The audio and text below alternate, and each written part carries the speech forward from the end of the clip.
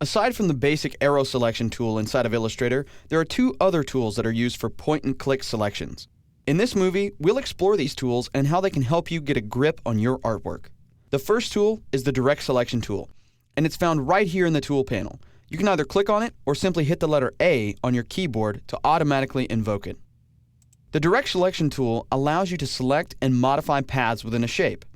As you can see, when I select this object with the Direct Selection tool, you're not going to see the normal bounding box like you would when I selected it with the regular selection tool. Instead, it chooses the shape or object that you've clicked on specifically, and also highlights the anchor points around it. If I zoom in on this piece of artwork right here, you'll see exactly what I mean.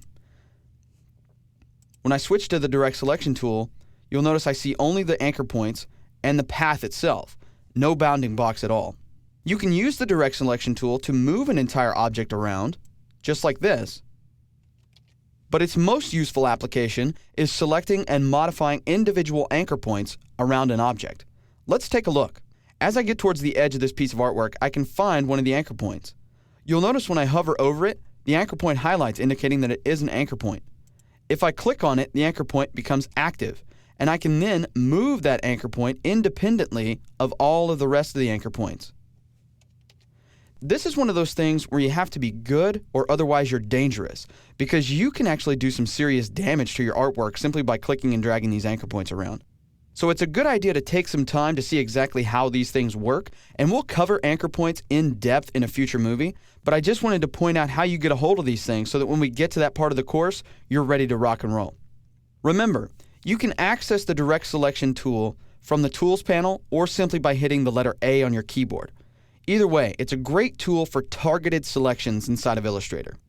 If you want to deselect the anchor point or the object that you have selected with the Direct Selection tool, simply click away from it and it automatically deselects. The second point-and-click tool is the Group Selection tool, and it can be found inside of the same tool section of the Direct Selection tool. If you click and hold the Direct Selection tool, you'll see the Group Selection tool here. Once you select the Group Selection tool, you'll notice that it looks much the same as the Direct Selection tool, although it has the little plus icon associated with it. This tool allows you to click once and select an object, or click again and it will select an entire group of objects, providing the objects are grouped together. If you happen to have a group within a group, clicking a third time will then select the parent group. Let's take a look. If I come out here and select this object, it selects it when I click once. If I click again, it selects this part of the object. Let me zoom out so you can see.